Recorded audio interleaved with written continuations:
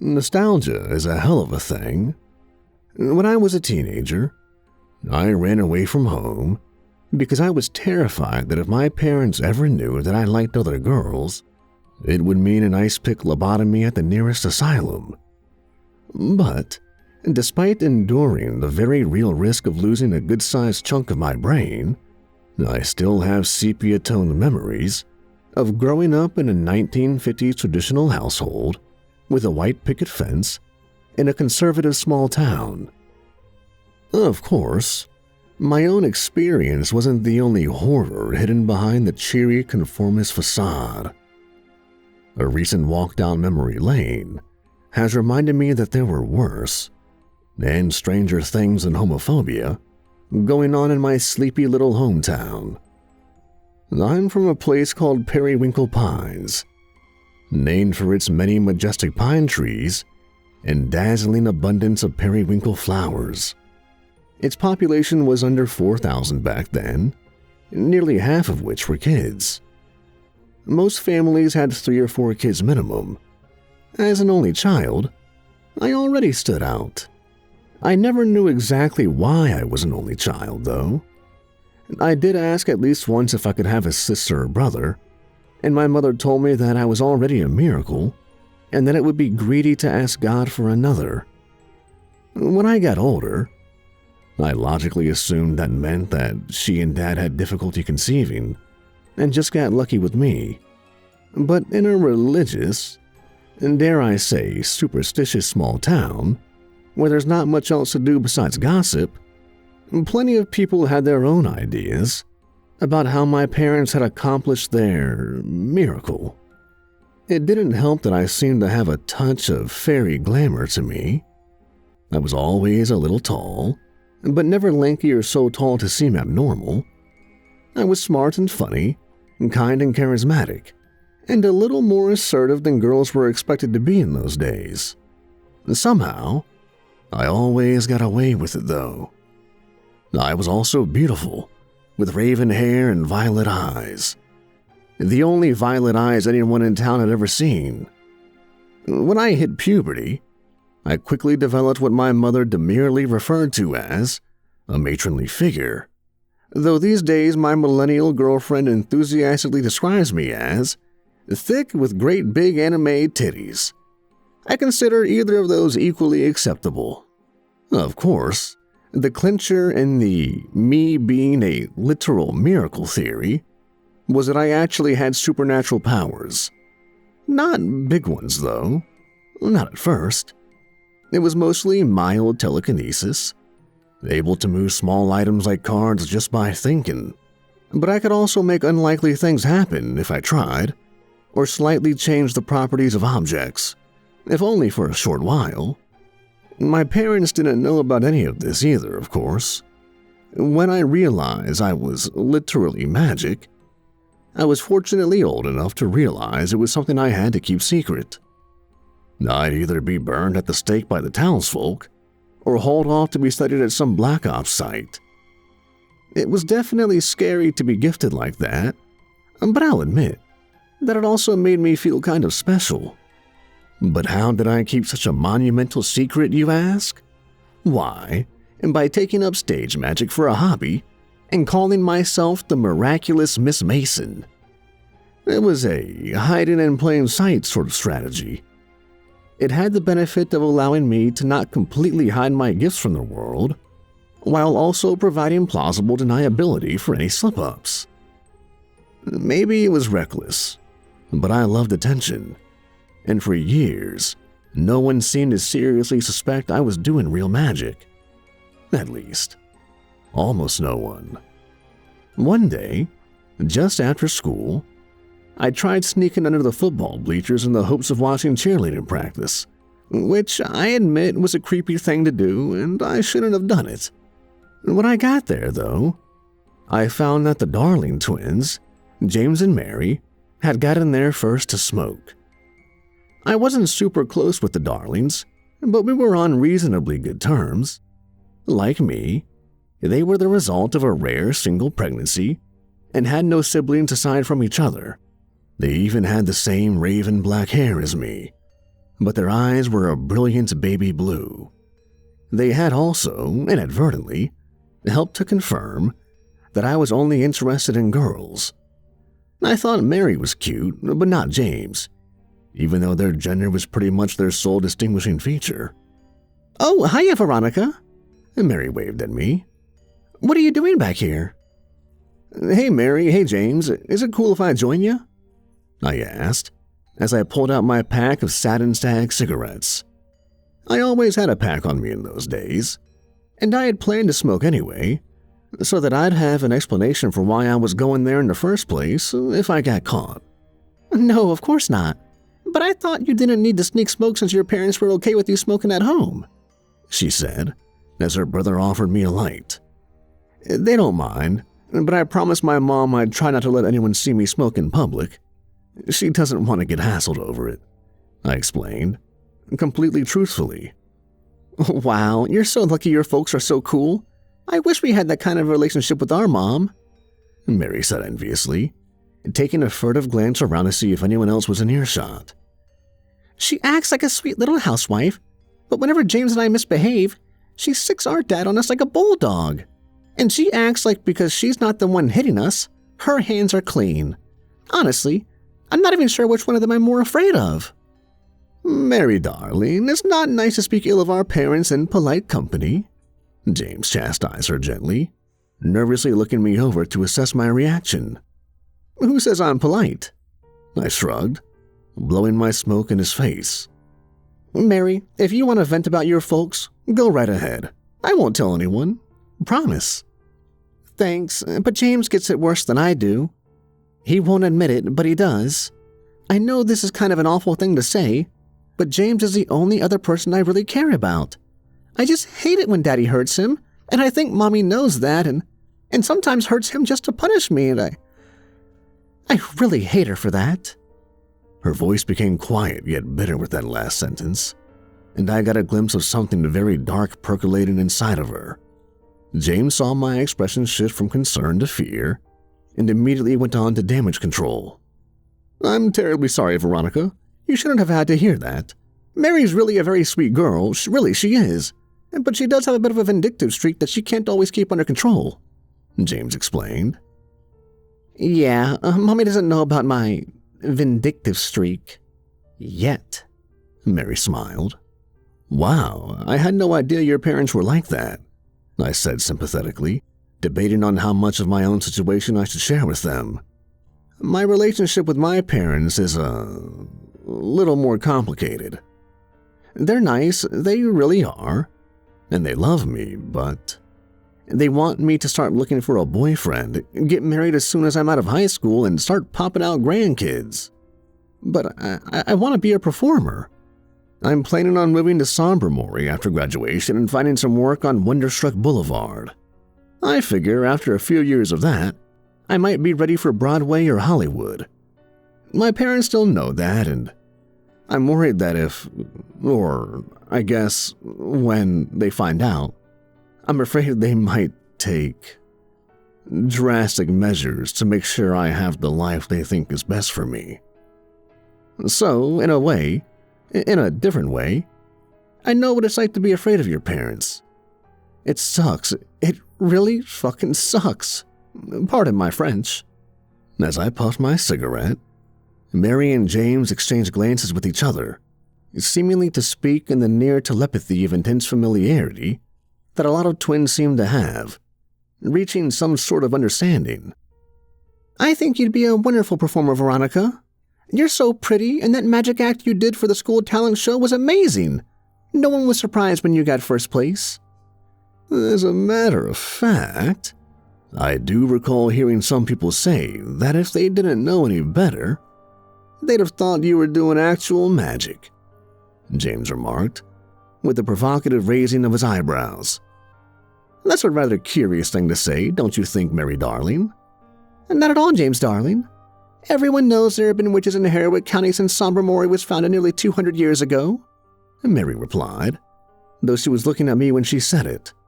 It was obvious that their conversation was just for my sake. "Lots of people think that some of that old magic's come down to us over the years.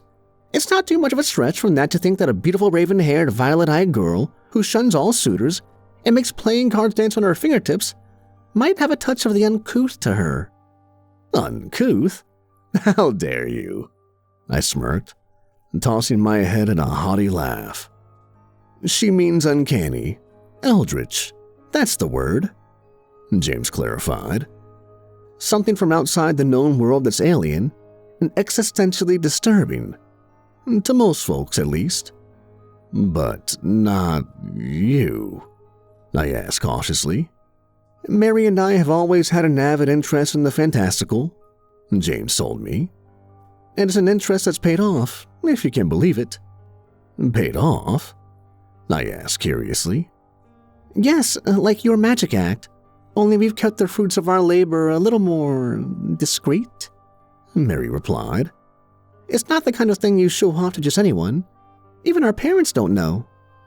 "You, though, miraculous Miss Mason, might appreciate it more than anyone else in this sorry little town," James suggested with a coy smile. "And it seems that you might know a few things that we would appreciate. If you'd like, Ducky, we could head back to our house and we can show you what we mean, and then maybe you can teach us how to do a magic trick or two," Mary offered. "And you don't need to worry about my brother trying to get fresh with you. I promise I'll be there the whole time." That was a concern, since I didn't really know James well enough to want to be alone with him. But Mary's presence wasn't much reassurance. Everyone knew the Darling twins were of the same mind on everything, and stuck together through thick and thin. If anything, it was easier to imagine Mary being an accomplice to any mischief James might have in mind than trying to help me. And despite that, they had piqued my curiosity. If they knew anything about the supernatural, anything at all, I had to know what it was. "All right then," I nodded, putting out my cigarette. "I suppose it wouldn't hurt if I stopped by your place on the way home." The two of them grinned identical grins in perfect synchronicity with each other, and I immediately began to question my choice. The twins walked me to their house, which was about 10 minutes away from the school. Mary stood in between me and James, ostensibly to honor her earlier promise, but I got the feeling that she didn't like her brother being alone with other girls more out of jealousy than any sort of feminine solidarity. The way she had spoken about him earlier, and the way she looked at him like he was frickin' Elvis, it just seemed really messed up. "Tell me, Ducky, do your friends call you Veronica, or do you go by something a little less fancy?" Mary asked, her arms linked with mine like we had been best friends for ages. It was a bit intrusive, honestly, but I've never been one to turn a pretty girl away. "Everyone calls me Veronica. It's sophisticated, which suits me," I replied. "Besides, it doesn't really shorten that well. Very is an adverb, not a nickname, and Ronnie's a boy name." "What about Icky?" she suggested. "No, that's even worse. It sounds like a clown's name." I laughed. "Oh, this is it. Home sweet home, 23 Cherry Street," Mary said, as she brought us to an abrupt stop. It was a typical mid-century suburban home, one story and under 1,000 square feet just like mine. It blended in perfectly with the houses around it, and it didn't surprise me that even the Darling twins nearly walked right past it when they weren't paying attention. "Father shouldn't be home for a couple of hours at least, but I'll check just to make sure Mother's napping," James announced. "Mommy's usually asleep around this time, thanks to her little helpers. She expects me to get dinner started, but she takes all the credit when Daddy gets home. Unless something's wrong, and then that's my fault," Mary whispered bitterly, as her brother peeked his head inside the house. "At least James appreciates me. If I didn't have him, I think I would have snapped a long time ago." I wasn't sure how to respond to that. I was getting a very strong vibe that her relationship with her brother wasn't entirely healthy. But at the same time, I understood it. Back then, I didn't have anyone I would trust with my darkest secrets or my most intimate desires. But if I had, maybe I would have thought as highly of them as Mary thought of James. James nodded at us from the front door and waved us in. Mary took me by the hand and led me through the front door. We passed through the living room, where I saw their mother lying in a contented stupor on the couch as a soap opera played on the black and white television. My mother's little helpers were amphetamine so she could keep the house spotless and still greet my dad with a martini and a blowjob, figuratively, at least when I was around, when he got home. As much as I hate to admit it, I had internalized that enough that I was a little disgusted to see a woman napping in the middle of the afternoon in a less than perfectly kept house. "Sorry about the mess. It's our fault, even though we've been at school all day," Mary whispered to me. James shushed her and led us into the back hall into their bedroom. "You two share a room?" I asked, a little surprised. I knew that I was privileged to have my own room since most houses in town only had 2 or 3 bedrooms, with an average of 5 or 6 people living in them.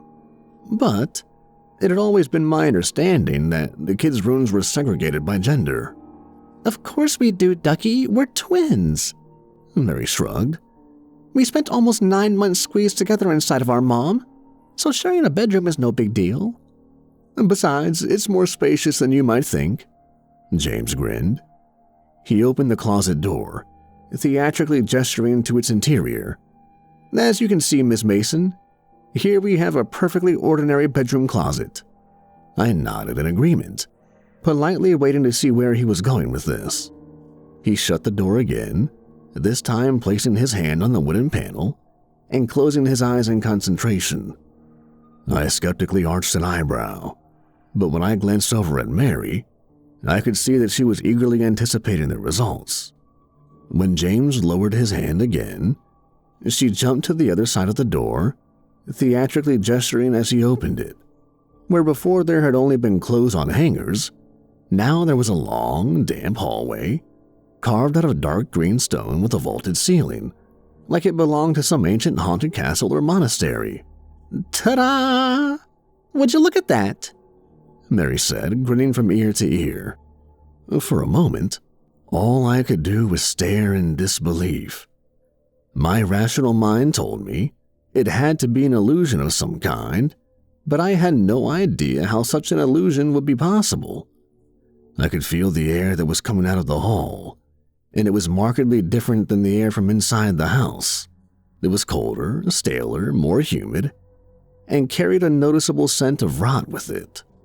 I very cautiously approached the doorway and stuck my arms through and waved it around, and the hall seemed as real as it looked. "What is this?" I whispered, my voice tinged with a mixture of terror and wonder. "It's our playroom, our secret playroom," Mary explained. "Mommy and Daddy don't know about it. Our great-uncle Lawrence made a door to it here and showed us how to open and close it ourselves. You see, our Uncle Larry had a little something extra to him, something otherworldly, from outside our reality. Something eldritch," James said. "My mother and sister have it too. As a result, we're not exactly normal." "No, not in the slightest," Mary agreed, still beaming. "Would you like to come in?" I swallowed nervously. I was curious, sure, but I was really weighing the risks of going inside against the risk of upsetting my very peculiar hosts. "That's outside of our reality?" I asked meekly. They both nodded proudly.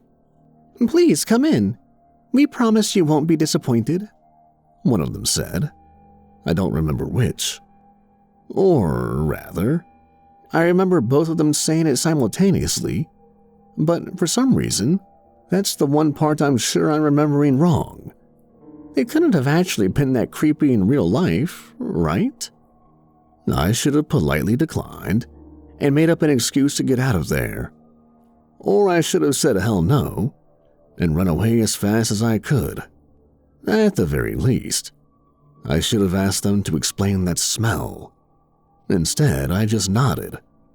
I let Mary take me by the hand and pull me in, and James shut the door behind us. From the other side, the door still looked like a closet door, completely out of place at the end of the mystical hallway. Is that the only way out?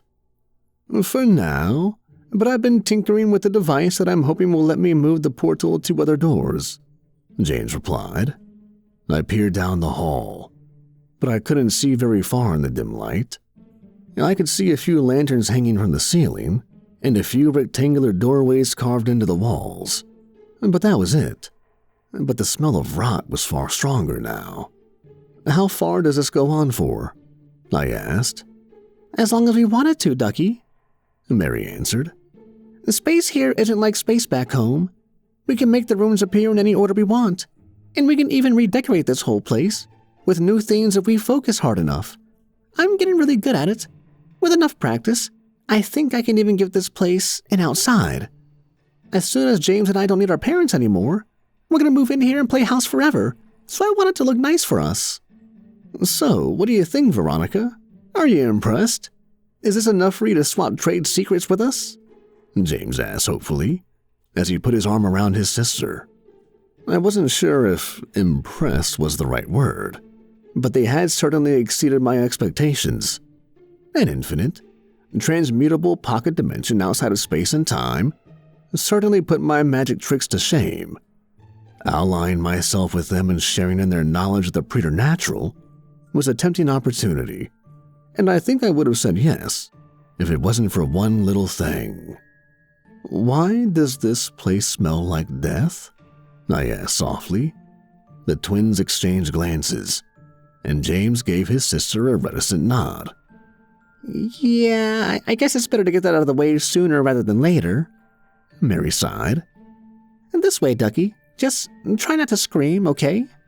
The twins led me into a nearby room, where the stench was the strongest, almost overpowering. The smell was rising out of a pit in the floor, and I knew I was going to be sick with it. My stomach lurched in a mixture of disgust and fear, since I knew there was nothing innocent that could explain such a god-awful stench. I knew there'd be carcasses in there. Nothing else could explain the smell, but I was still desperately hoping that there wouldn't be any human corpses. How could there be human corpses? It was impossible. The darlings were teenagers, no older than me, hardly more than children, and I had known them for years. No matter how bad it looked, no matter how bad it smelled, I refused to consider the obvious explanation until I saw it with my own eyes. Piled up in that pit were dozens of human corpses, the most I had ever seen in one place by a ludicrous margin. All of them were mangled and mutilated, all of them in various states of decomposition, all of them swarming with maggots and flies. Limbs were twisted at odd angles with broken bones jutting out or hacked off entirely. Burns and lacerations were ubiquitous, and at least one person's skin had been flayed off altogether. One body had been eviscerated and stuffed full of God knows what. One had had its skull impaled with a golf club, another had its face sawed off, and it just got more and more gruesome from there. It was so bad that some of the bodies were barely recognizable as human beings anymore, but most were undeniably men, women, teenagers, and even children. My father never told me what he saw when he helped to liberate prisoners from Axis concentration camps at the end of the World War, but I can only assume it was something like what I saw in that pit of atrocities. I didn't scream. I ran out of the room and vomited, but I didn't scream. Screams are for terror, not horror, and I was too horrified at what I'd seen to be terrified for my own life. I looked up at the Darling twins, who were watching in patient anticipation of my reaction, not one shred of remorse on their faces. People have been disappearing over the last few years all over the county, but especially from town. It was you? I choked out through tearful sobs. All but one. I really wonder about that guy sometimes. Mary nodded. Why? I demanded. Well, wouldn't you wonder? Did he just run off? Did someone else get him? Why the murders? I screamed. Well, we've both fantasized about killing for as long as we can remember, James answered. This place gave us somewhere we could do it safely, and we just couldn't resist. Both of you? I asked, looking at Mary in dismay. It's like James said, I have a vindictive streak, she grinned.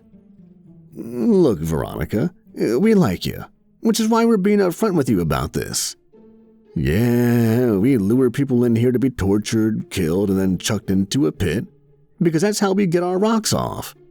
We're monsters, and we're fine and dandy with that.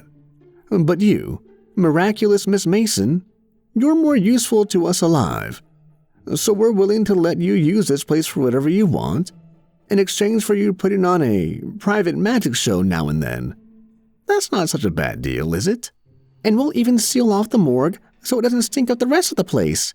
I've been meaning to do that anyway, Mary offered.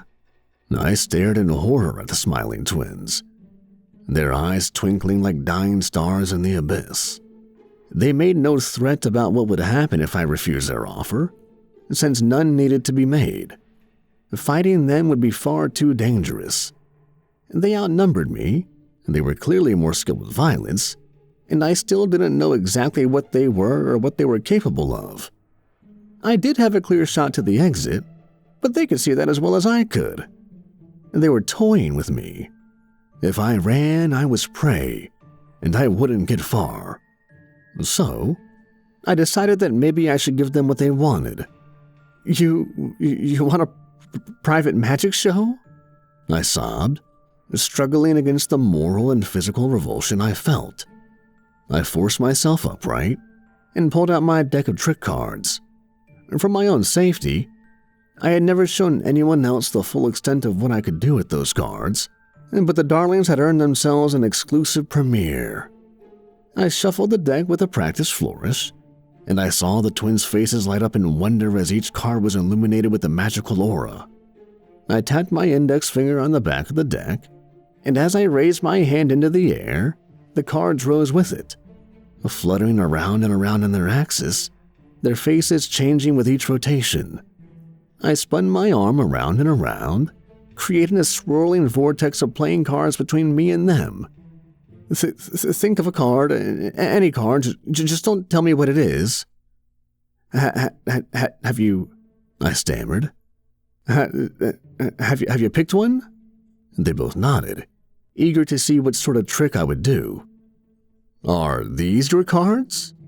When I said this, the vortex instantly uncoiled into a long, lashing whip of cards, slashing each twin across the face as it did so. As they screeched in pain, I turned and bolted for the exit, the card whip still trailing behind me and lashing about like crazy, keeping the darlings at a distance. Veronica, get back here! Mary screamed at me. They weren't chasing me, though. Instead, the stone walls around me began to shake and rumble, groaning as they closed in around me, threatening to crush me, or at the very least cut off my escape. The lanterns fell from the ceiling, just barely missing me as I ran past. And, out of the corner of my eye, I just barely made out some dark, shapeless form crawling out of one of the foreboding doorways. In spite of all that, I made it. They may have had control over everything within their playroom, but the door to their bedroom was still part of our reality, and I threw it open easily enough. Once I was out, I retracted all my trick cards back into my pocket and ran out of the Darling house, waking up Mother Darling as I did so, and not stopping to answer any of her questions. I didn't stop running until I made it back home. I wish I could have told my parents or the police or somebody about what I'd seen in that room, but I knew it was pointless. I couldn't prove anything. If anyone were to investigate, they'd just find an ordinary closet in the Darling twins' bedroom, and I'd probably end up getting that lobotomy I've been trying so hard to avoid. I wish I could have brought some justice to the Darlings' victims. I wish I could have stopped them from killing again, but there was nothing I could do. The Darlings and I just avoided each other for the rest of the school year, and that summer was when I ran away from home. I ended up not going to Sombre Mori after all, instead getting a gig in a circus, which I'm now the ringmaster of. But that's not actually relevant to this story. What matters is that I never went back to Periwinkle Pines or saw the darlings again. At least, not until a few nights ago. I'm in my 70s now, even though I barely look half of that. I'm the miraculous Miss Mason, after all, and I've only gotten more miraculous as the years have gone by. The reason I had never gone back there is that I had always been conflicted about running away from home and breaking my parents' hearts, and I didn't know how I would react if I ever ran into them. But this time of year always invites reflection, and this year more so than most. So I decided to finally go back. The town hadn't grown or changed all that much, but my old house was gone. I hadn't really expected to find my parents there anyway. If they're still alive, they'd be nearing 100 by now. My walk through town did, however, eventually take me to Cherry Street, and it was in a surprisingly sorry state. The road itself was barricaded, with multiple signs warning vehicles and pedestrians alike to stay out. The entire neighborhood looked like it had been abandoned and neglected for decades, with the sole exception of the Darlings' house. It was in pristine condition, not to mention strung up with Christmas lights, the sole beacon and cheer on that derelict street. As I approached it, the living room light came on, even though no one was inside it. A moment later, I spied a young woman in a Christmas sweater and poodle skirt stepping out of the back hallway and coming towards the window. It was Mary. She looked even younger than I did, around 20 or so, but I had no doubt that it was her, and by the expression on her face, she recognized me too. She turned around and shouted, and I saw James come out in a matching sweater. The two of them stood there together, smiling at me through the window. It was the same creepy grin I remember from all those decades ago. James waved at me, and Mary gestured for me to come in and join them. I ran from them, their house, that street, and the entire town, without looking back once.